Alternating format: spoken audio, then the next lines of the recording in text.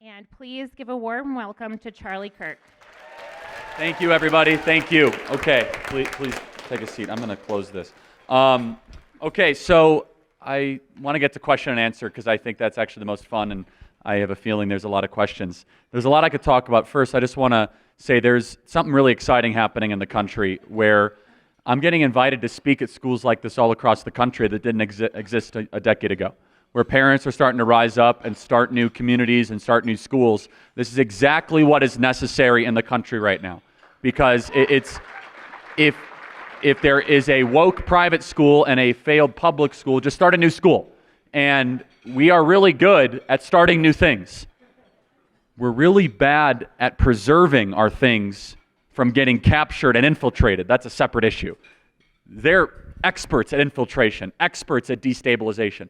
But I just want to compliment and commend the whole team here.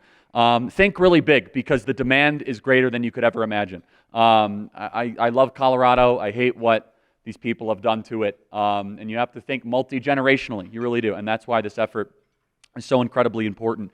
And you have no idea the child that you might be helping educate at Colorado Christian, the impact that they might make. You have no idea. If they might be a change maker, an entrepreneur, a senator, a congressman, something beyond your wildest imagination. Or the most important thing, a loyal husband and wife and someone who loves the Lord, honestly, even beyond, a massive change maker. So I'm going to actually talk about my favorite book of the Bible. I don't think you'll be able to guess it. It's funny. I love the Word, and I love what it does to you through different walks of life. And because I'm a glutton for punishment, I've decided to go through the first 5 books of the Bible in original Hebrew and go verse by verse. That's, if you want a really a big challenge, do that. Just finished Leviticus. That's no fun at all. It's unbelievably awesome as a Christian to read Leviticus for many different reasons, right? And it's amazing. But my favorite book of the Bible is the book of Exodus. And it's not quoted enough or understood enough. And I really think that there's more parallels for what we're living through right now in the book of Exodus than almost any other part of the Word. And so, I was studying Exodus, and so much pops out. So I'm going to go 3 lessons that I think we as believers, we as patriots, can derive from the book of Exodus. And some you say, okay, I've heard that one before. But I guarantee you, I'm going to isolate a verse that you've probably never heard any pastor ever isolate. It's just kind of what I call a flyover verse. You know what I'm talking about? Where you just kind of skim. You're like, okay, let's go. It's like the verse before John 3:16, John 3:15, and John 3:17. Does anyone know those? Probably not. Well, maybe in this room, but very few people do, right? It's a flyover verse. So it's first important to remember Exodus in Greek means the way out, exodos, right?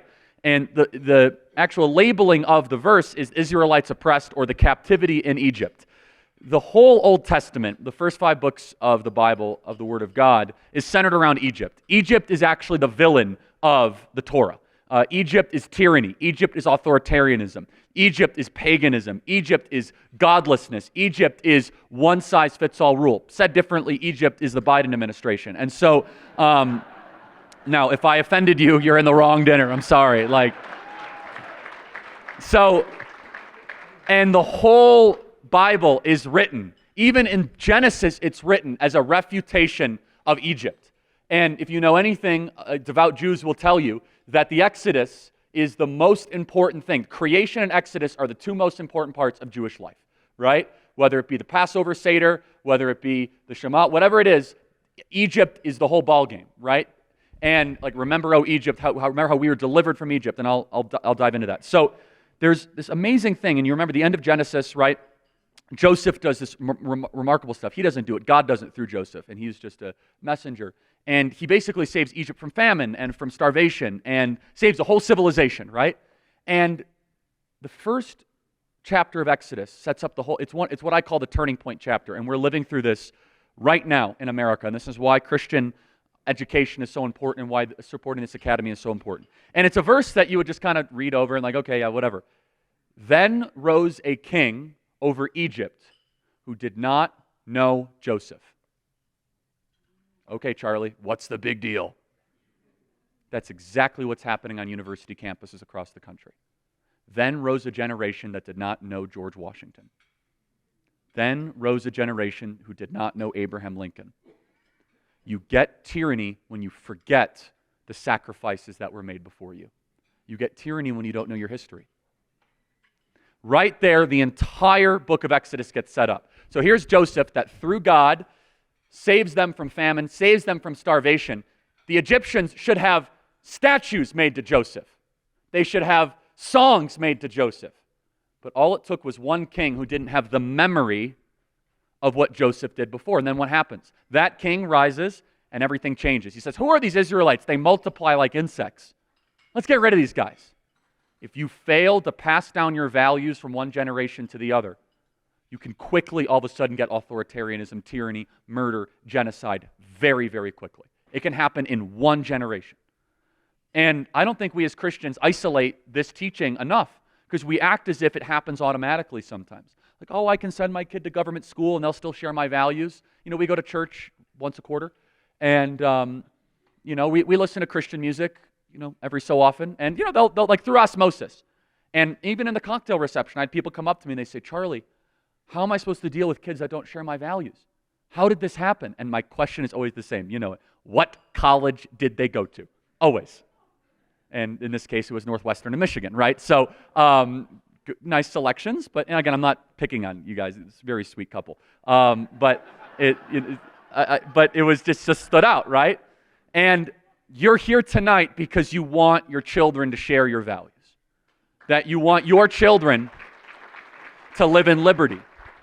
And so that verse right there should be our mission statement. We never want to have a king or a sovereign, the people, ever not know the sacrifices that were made before. When I visit college campuses, and I visit college campuses so you don't have to, I am told, Charlie, the founders were a bunch of racist, old, dead white guys.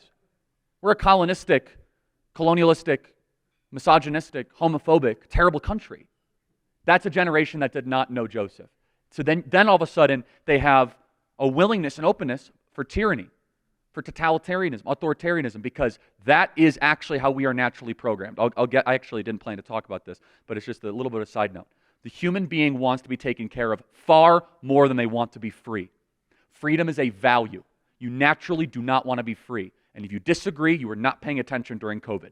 People that were otherwise some of the most rational people that I knew lost their bloody mind wearing masks in a car alone because they wanted to be told what to do. Freedom requires risk. You cannot be free without chance. You can't have both. If you want to have everything taken care of, go commit a federal crime or just become a conservative, because inevitably you'll end up in federal prison. And then you'll go to jail. There's no freedom, but there is assuredness at prison. 3 meals a day, bunk you don't have to pay for, you don't have to work for what you get. Prison is the opposite of freedom. And so here's the Israelites that are living in total totalitarianism because a king came, he did not know what the previous generation did. The next verse, Exodus 1:17, one of my favorite verses in the whole Bible. And I screamed this at pastors, and I yelled it at pastors, and I was unsuccessful. And I'll tell you why. But the midwives to the Hebrews, is in the original Hebrew, it says this, feared God. Now, the verse before it, in Exodus 1:16, the king who forgot Joseph was like, hey, murder all the firstborn. Murder them all. Kill the babies. Now, we would know nothing about killing babies in our civilization. We're way more advanced than that, obviously. We would never do such a thing, ever, obviously. Look how advanced we are. We have Twitter and air conditioning, right? Right. So this is, I always laugh when people say, the Bible's such a medieval text. We've advanced so far. Yeah, right. No, we just do the evil things quicker and better and quieter and more secretly. So, of course, we're more advanced than that. But the king or the Pharaoh says, kill the firstborn. And I love this. The midwives disobeyed Pharaoh because they feared God. And it goes on to say that the Hebrew is not a great translation. God dealt well with them, or God found favor in them. God loves when you defy tyranny for liberty. That is the heart of God. God wants you to reject tyranny if it engages in somebody's life or interferes with their liberty. A regular woke, skinny jean-wearing pastor will tell you, no. Romans 13, man, submit to the rulers and authority because God put them there for your good. And then I say, okay, rocket scientist, constitutional scholar, man, your TED Talk rock concert, a thing you call a church with organized parking and a coffee bar. Like, let me ask you, since you're super smart, who are the leaders in America exactly?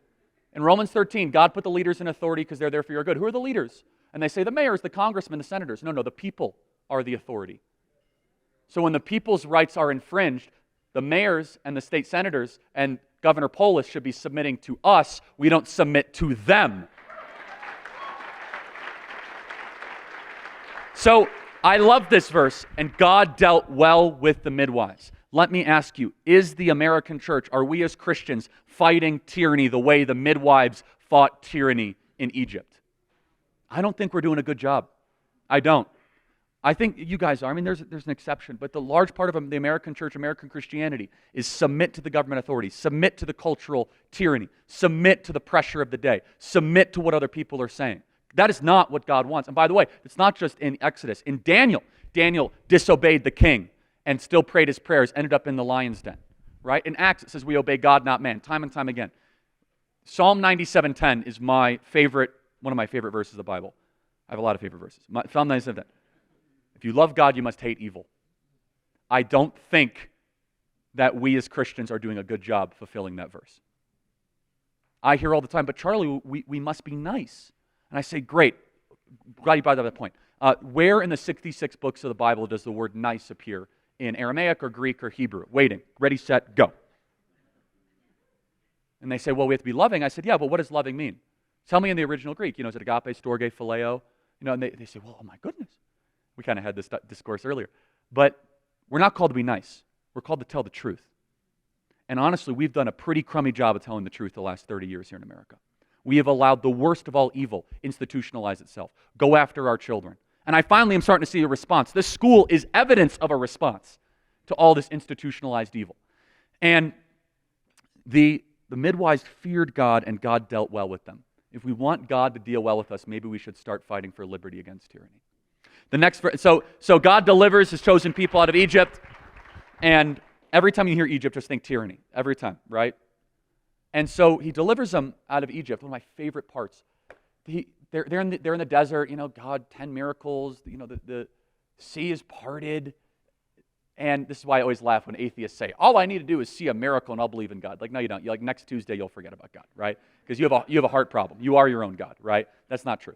The Hebrews saw God move in an amazing way. They get into the desert. Within days, they're complaining. That's all the Jews do, the entire Old Testament. They complain, and they complain, and they complain. That's why God had to let them all die off and have Joshua generation going. He's like, these people are not ready for Israel. They complain way too much. We want melons, we want meat, we want all the cucumbers, literally, translation.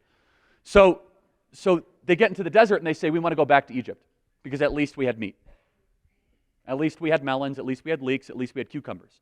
They wanted slavery over freedom because they ate better. And God's like, what am I going to do with these people? Like, this is... And I honestly think I agree with Dennis Prager on this. It's one of the reasons why God chose the Jews. If you could do it with this group of people, you could do it with any group of people, right?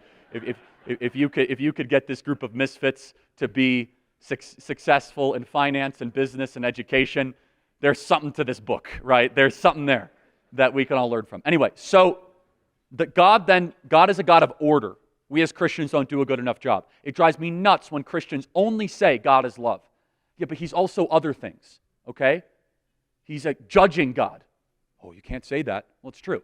Jesus will judge the sinners at the end of the age.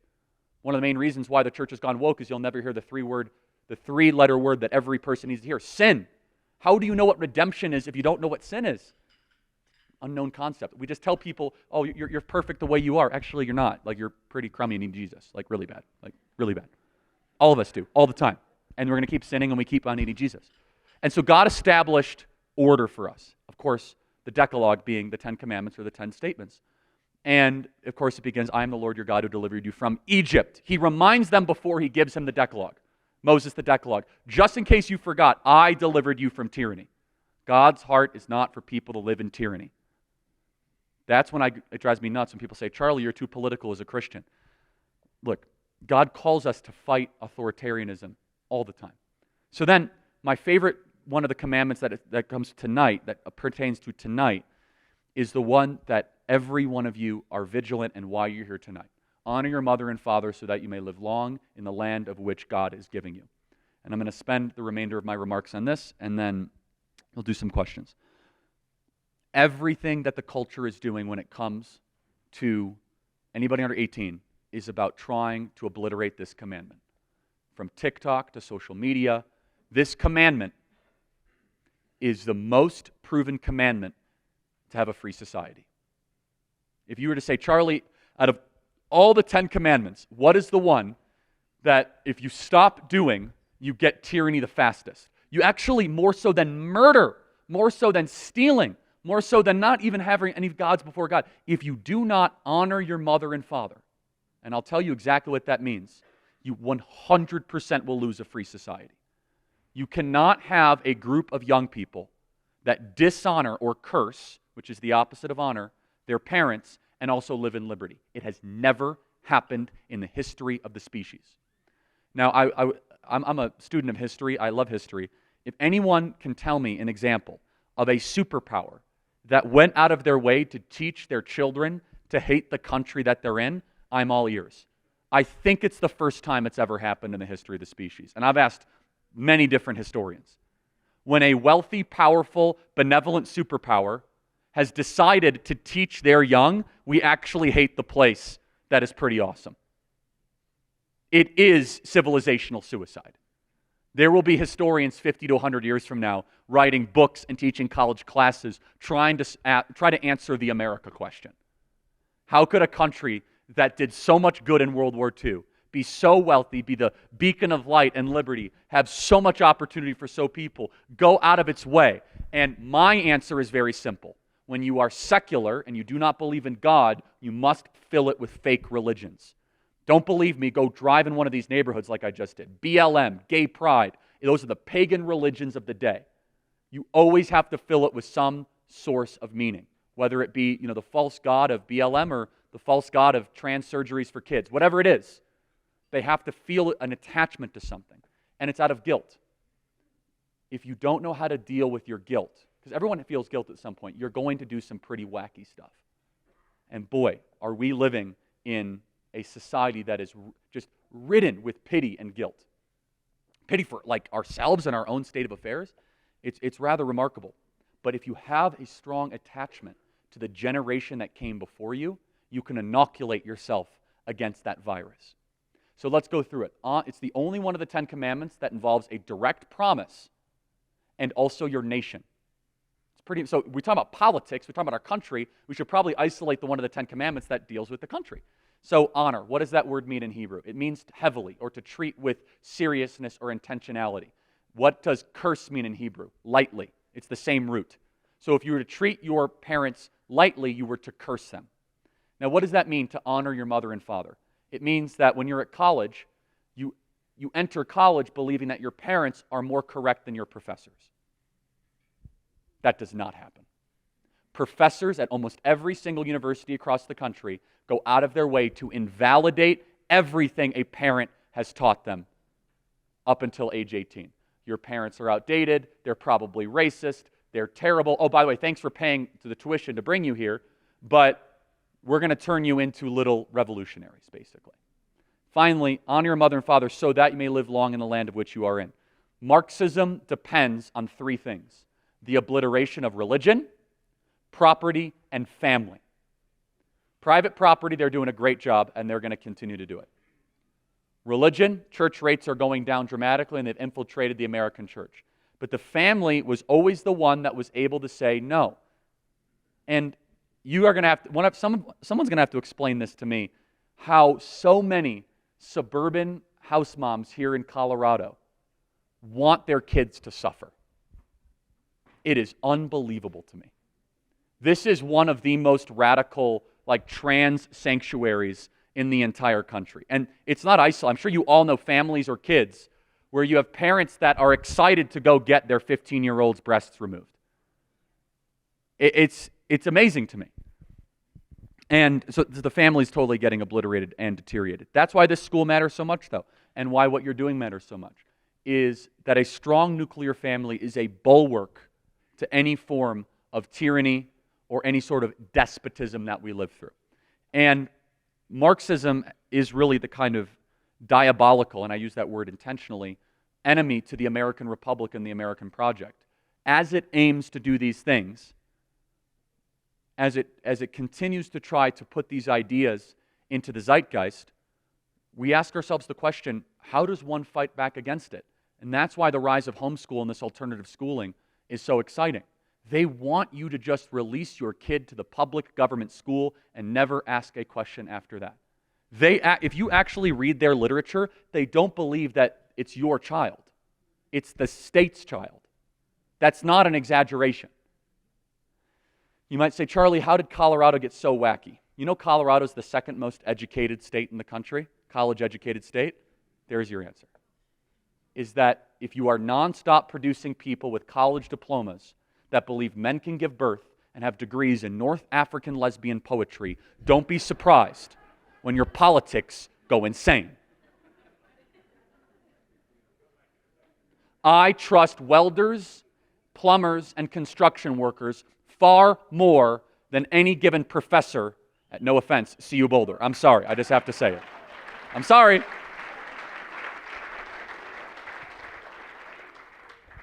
And so we must build new things. And I mentioned this earlier, we do not do a good enough job of defending our institutions from infiltration because we let our guard down and they take advantage of our good intentions. How many times do you feel like, well, what's the big deal? You know, I want to be accepting to all people. So here's the playbook. It's so simple, okay?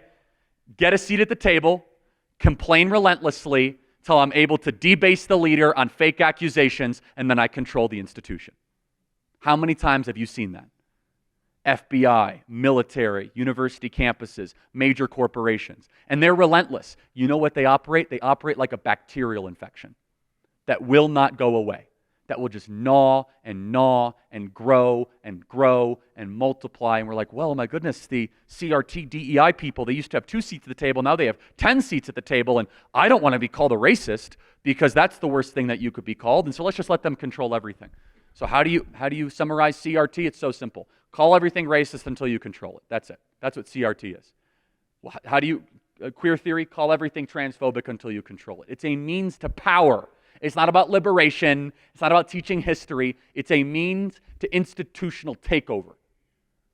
And so the alternative is once they take over everything, build new stuff. And that's what you're doing.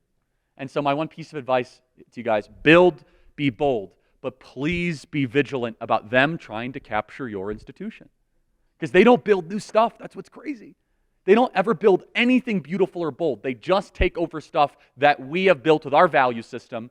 And then we're like, well, we used to have that great thing. We used to have that church, and used to have that school, and used to have that place, and used to have that, that company. And so they're experts at takeover. And so building new things is quite honestly the only and the best option. So I'll say this in closing. I get asked all the time, Charlie, this is a Christian audience, Charlie, do you think that, we're in the end times? And I'm not a pastor, I'm not a theologian, so I'm not equipped to answer that. But I can say this. I'm very concerned that people are being taken advantage of by some pastors out there where they say, Charlie, Jesus is coming next Thursday. I don't have to do anything. I don't have to fight. Look, people ask, are you pre-trib? Are you post-trib? I'm pan-trib. It's all going to pan out in the end, okay? So I'm on the welcoming committee, not the planning committee, okay? So this whole thing is a bunch of, it's somewhat of a distraction. But people say, Charlie, we must look at the signs. The time is important to know what it means in the days of Noah. All that stuff is great and really important. I understand that. However, here's where it drives me nuts.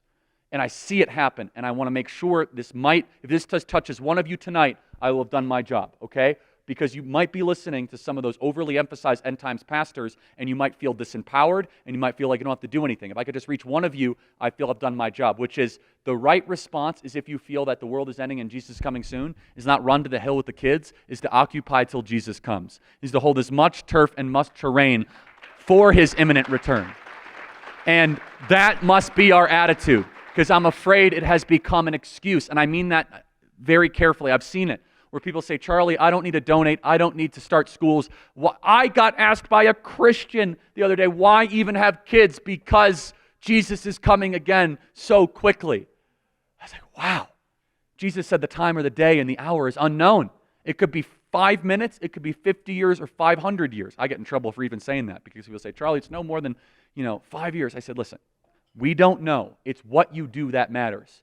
The enemy would love nothing more than to have us remain complacent, remain neutral, if we are off by 200 years.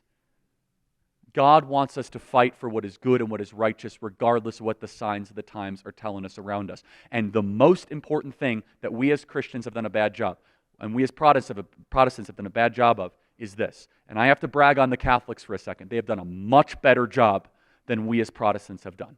A much better job at building colleges, and they're all woke now, but at building, but that's what happens. We don't defend anything. We build these beautiful things, and the bacteria takes over. And so then at K through 12 schools, and I'll prove it to you, how many Bible-believing, Spirit-filled Christians are on the U.S. Supreme Court? There are far more Catholics. It's because they are experts at multi-generational type building and passing down values. I think we could learn something from that. And I think that one of the reasons we haven't done that is that since 1950, there's been a strain of Christianity that has told us we're getting zapped up in the next 5 minutes. And that might be true, but you have to act like it's not. And you have to act like you could have a lot more time left on the clock. And so, if we change that attitude, by the way, the whole ballgame changes. I hope you understand.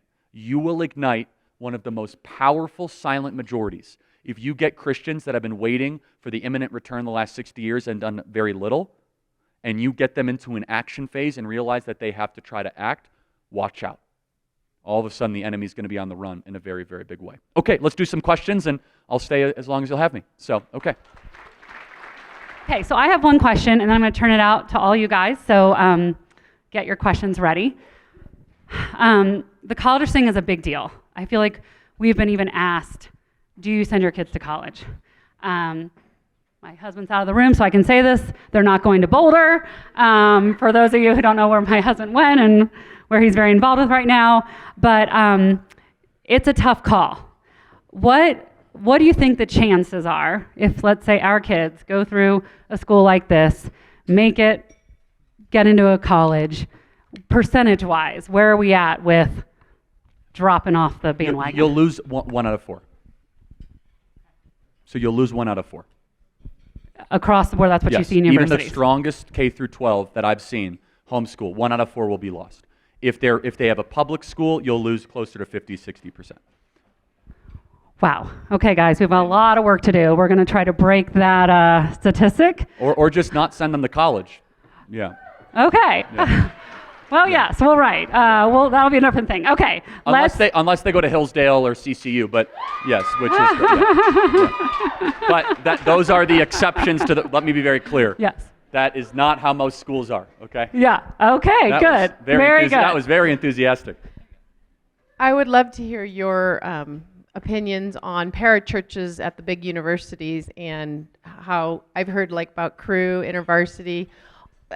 I have friends that have been involved with Cru. Family members say they're strong Christians, but they've even mentioned saying they've gotten a little woke, and so they're still considered themselves Christians, but they've changed their views on certain things, and that's really disturbing to me. Yeah, So. I find Cru and InterVarsity to be worthless, to be honest. Yeah, so they've never come to my defense or helped anything we've done, and I do nothing but college campus outreach for 11 years, and I listen to InterVarsity or on a radio program on K-Love talk about their outreach is to talk in the terms of Gen Z, of equity and diversity and inclusion. And so, don't take my word for it. Go to their websites, right? Go do your own research. They think you win more people to Christ by watering down the gospel. And so my question to Cru or InterVarsity is, why don't you guys come learn from the organization that when we go to campus, we can't find rooms big enough to fit all the students that want to come to our events. And yes, we talk about politics, we talk about abortion, but we also talk about Jesus. And I honestly think that what we're doing is far more effective than what Cru and InterVarsity has done. I mean, we can pinpoint tens of thousands of young people that have given their life to the Lord that have never been reached out to by any of those groups. And so, I have pretty strong opinions about it, but because this is the space that they believe in what I call happy talk Christianity. And I don't have time for that. Charlie, thanks for being here. Tell us a little bit more about Turning Point USA and the impact that you're having on college campuses. And have you considered doing more work in K through 12? I know you've started doing some work in K through 12, but it seems like the indoctrination of our colleges has been there for a long time, and now it's really entering K through 12. So, two-part question, impacting college and also K through 12. Yeah, thank you, Norton. Norton does great work, by the way. Big fan. He's terrific. So, yeah, I mean, Turning Point USA has grown greater and bigger than anything I ever could have imagined. We actually have more high school chapters than college chapters across the country, which is amazing. We are seeing some signs of promise for college freshman men. It's the most conservative young men entry class in 50 years that we've seen, which is amazing. And the data shows it and our experience shows it. The young ladies are not so promising, so we're working on that. Single issue voters, everybody. That's a tougher deal. But look, the college campus outreach is integral. I'm actually going on tour coming up next week, and we do hundreds and hundreds of events almost every single week while school is in session. We have the biggest events of anybody in the entire movement in this space, and our mission statement is to make sure that your grandkids can live in a free society. We also get students elected to student body president.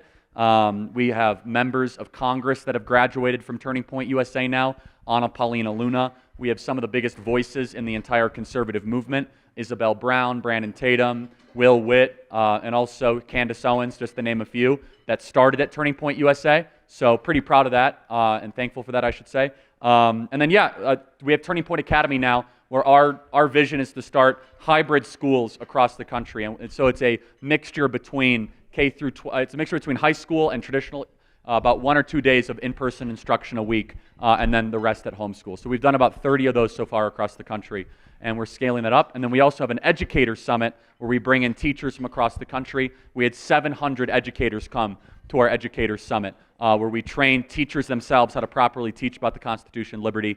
Also do a pastor's training. We just finished that up. We have 2,000 church partnerships. We just had 1,300 pastors come to our pastor summit in San Diego. And our goal at TPUSA Faith is very simple. We want to kick wokeism out of the American church immediately because it's a heresy from the pit of hell. And then we have some other goals too. But that's the first one. So thank you, Norm. Charlie, first off, thank you for all that you do. I've followed you for a number of years on social media. What do you feel like has been the most effective way for you to communicate to people that are seemingly irrational in a rational manner?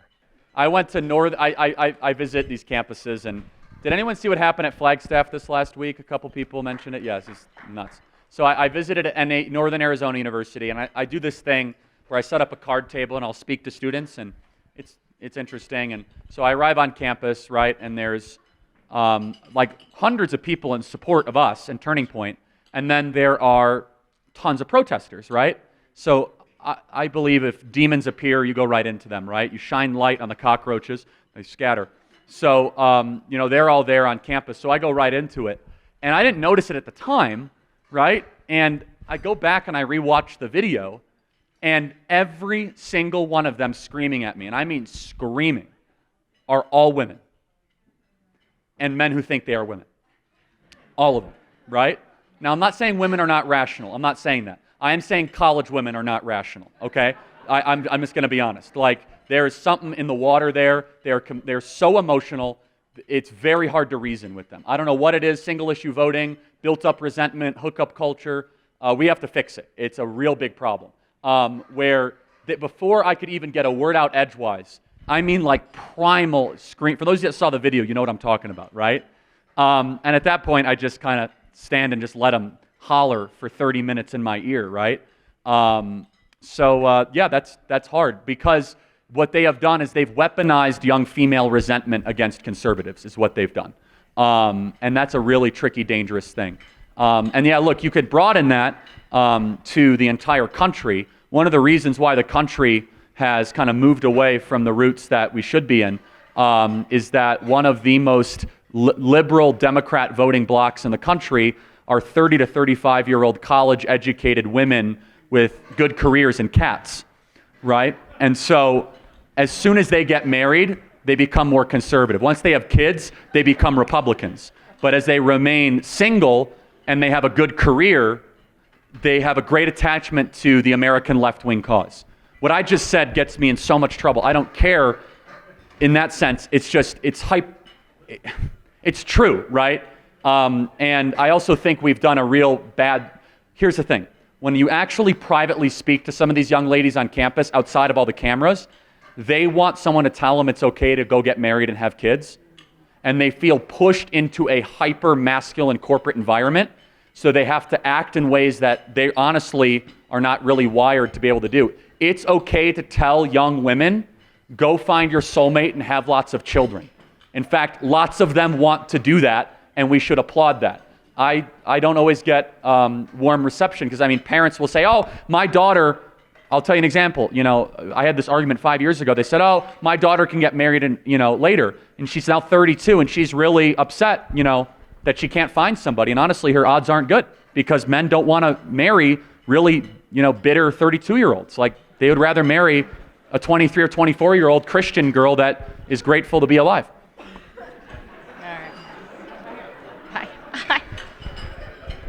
Hi, Charlie. Thank you for being here. My mom is actually part of Turning Point in Douglas County, so thank you for all that you do. I just had a quick question. My husband and I, we're millennials, so early 30s, and we have a lot of our friends that are conservative and are afraid to have kids because of where the school system's going, what's going on in our country, and so we're just encouraging them to have kids. But what would your encouragement be? What would your advice be to our friends? How can we encourage them to continue to have kids, to continue to move forward? I'd love to have your thoughts on that. That's a great question. I have yet to ever hear a good excuse not to have children, and I've heard them all, right?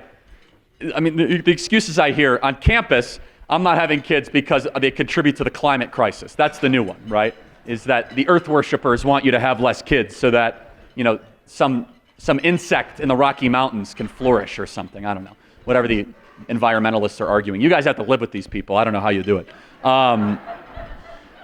If there's only one thing you remember in my Q&A, Marxism will come through the green movement quicker than anything else. Yeah. Just remember that. Write it down. Bring it to the bank. I'm telling you, Marxism will come via the environmentalists more than anything else. Okay, so they don't want to have kids because the schools are messed up. Well, again, they're probably just giving you excuses for other reasons. That's a really silly reason. Then educate your kids yourself, or go send them to Colorado Christian Academy. God says be fruitful and multiply, right? I have a daughter, 1-year-old. Not easy, unbelievably fulfilling. And I understand why so many of these people are miserable. They want that, but they don't want the work. And that's too bad, because the beautiful things in life take effort. They take dedication. They take sacrifice. Instant gratification is not the way to lasting joy. The hard things lead you to the beautiful things. And we need to tell young people that. And having kids is the most awesome thing ever. And by the way, we're on the verge of a population crisis in this country. We are in a very dangerous territory where having children is now not. What's amazing is now, in the first time in the history of the species, we are realizing that having children is not natural. And say, what do you mean? That actually the act of having children is natural, but if you have the technology to prevent it, most human beings actually don't want to have kids. And that's what we're seeing. We have more 30-somethings that are single and not married and without children than those that are single and married and have children. It's remarkable. So, we saw it during COVID. You would think during COVID that the birth rate would skyrocket. A lot of people at home with nothing to do. It went down. It's because people live in fear and they let that control their behavior. Yes. Hi, Grace Schrader, first grade teacher. Thank you. I was forced into asking a question, but my question is, do you have any specific recommendations regarding curriculum or subject priorities in order to push the conservative agenda forward and work against the woke agenda? It's a great question. Yes. So the most important, first grade is hard, not impossible. The most important thing that we are not doing at the first, second, third, fourth, and grade is talking about how bad it is to lie, how truth is the central value of any free society. At the root of wokeism is an acceptance of untruth. You kill wokeism immediately as soon as you introduce truth. Immediately. This is why they have to prevent us from speaking. Because if you're allowed to have truth, you cannot say that men can give birth.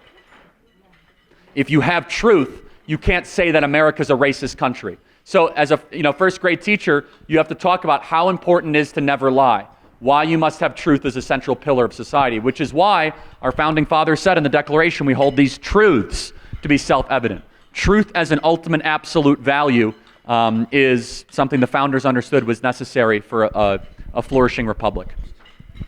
Charlie, thank you. So I don't think, when I hear liberal, I don't even know what the definition is anymore. Because most people say they're liberal, but is there liberal even today? Does it exist? Like what I think I run into is a form of extremism, where it's an ideology that's not even liberal. So how do we deal with that?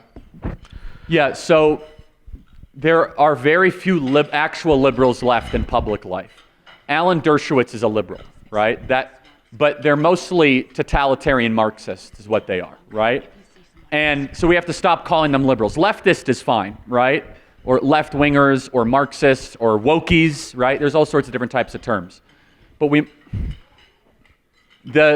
it depends on what issue in particular you're dealing with, but I'll give you an example. When I visit these campuses, I can find out immediately what I'm dealing with based on a couple questions. I'll have somebody come up to a question line. I'll say, do you believe in black-only dormitories? And most of them will say yes, which is there's hundreds of black-only dormitories across the country. White-only spaces, black-only spaces. So that's segregation, right? That is not a liberal value. I'll ask another question. I'll say, do you believe through surgery, hormones, or other means, a biological man can become a female? And they'll say yes. That is not a liberal value. That's insane. And it's against everything that we know to be true. By the way, if there's one piece of advice I could give you, the issue that we can win on, that we have to go all in on, is this trans issue. It is against God's design. They're going after our children. They're grooming them. It's sexually perverse. And there will be hundreds of thousands of kids, mark my words, in a decade from now, with their breasts cut off and their private parts no longer there, that will be unable to have children or be able to be in relationships for irreversible damage because of clinics in this state that have facilitated the butchering of an entire generation. So please fight against it. It is one of the most evil and sinister things. So it's not liberalism is what I'm getting at. It's something else. They don't believe in speech. 52% of people on college campuses, 52% say that they think that hate speech should be not allowed on campus. And of course, they'll just call everything conservative hate speech, and therefore there is no speech. What is their goal, everybody? You in Colorado are living more in their goal than most people realize. A one-party state. That is their goal. And they're getting closer and closer to that. Okay, final question. Okay, final question. I feel like this side of the room has not... Okay, we got one. All right. All the way over there. So while you're going over there, if you haven't yet, if you're not subscribed to our podcast, please consider doing so. Who here listens to our podcast? Anybody? Thank you, guys. That really blesses us, and thank you for that. This will be the final question. Okay, so I have to thank you for my very late nights watching you going down the rabbit hole on social media. My question is about social media. Sure. What is your thoughts on that? We have really young children that we're trying to not expose them to it, but you're on that, and how do we navigate that with our littles that are exposed to that? Great question. So I have a 1-year-old daughter, and I might fail in this, but at least the standard we're setting is she doesn't get a smartphone till I got a smartphone. So I got a smartphone at age 19, and my upbringing was awesome. I lived in a great country growing up 10 years ago, okay? When I was in high school, we spoke to one another. It was unbelievable. We didn't gossip on some sort of Snapchat or TikTok forum. And so I might fail in that. I see zero reason why a child should get any form of smartphone before 18 or 19. Maybe Amen. a flip phone, maybe. But I'm a radical in this, and I could go down the rabbit hole more. As soon as you hand your child that device, they are a captive of the social media companies. They will rewire their brain in a way where they are a prisoner of oligarchs that hate them, that want to turn them gay, turn them trans, and hate the country. Can I just close really quick? Is that okay? Please support this school, everybody. I love Colorado. I'm going to be coming back frequently. We have a great Turning Point network here and great chapters across this area. But we as Christians must stand and fight. I really believe that we have allowed ourselves to be on the sidelines and been intolerant of evil for so long. And I think one of the greatest ways that we can fight against all this nonsense and this garbage and this darkness is for Christians to fulfill what Christ told us to do, which is to be salt and light. By definition, salt and light change the environments that they come in contact with, which means that you go to places that don't agree with you, college campuses, and you shine a light in that darkness, or you try to change it for the better. And that also means one of my favorite teachings in John 8, which is quoted all the time by the Wokies, where they say, let the first among you cast the first stone. We all know that, but how does that story end? When Christ goes to the woman and he says, sin no more. We have done the first part of no judgy, but have we actually gone to people and tell the society to sin no more? No, we've been done really, really bad with that. Truth will always win as long as people have the courage to speak that truth. We must pour into the next generation. I know a lot of you have listened to this speech and you say, Charlie, I'm exhausted. I'm worn out. I've done everything that has been asked of me. You know, I watch your podcast. I bought the pillow. You know, I've done everything. By the way, promo code Kirk at mypillow.com, just so we're clear, okay? And you're probably saying, Charlie, are you optimistic or pessimistic about the country? I refuse to answer the question, because if I said I was optimistic, you'd go home and do nothing. If I said I was pessimistic, you'd go home and do nothing. All I know is this, is we happen to be alive in a short period of time where everything we do matters. And we serve a loving and almighty God against some spiritual evil that we have never, ever even dreamed of. I'm excited to be alive and in this fight for such a time as this. I pray that you guys will rise up, continue to take terrain. I know it's tough here in Colorado. And for that, thank you guys for so generously welcoming me. And onward we march. Thank you guys so much. Appreciate it.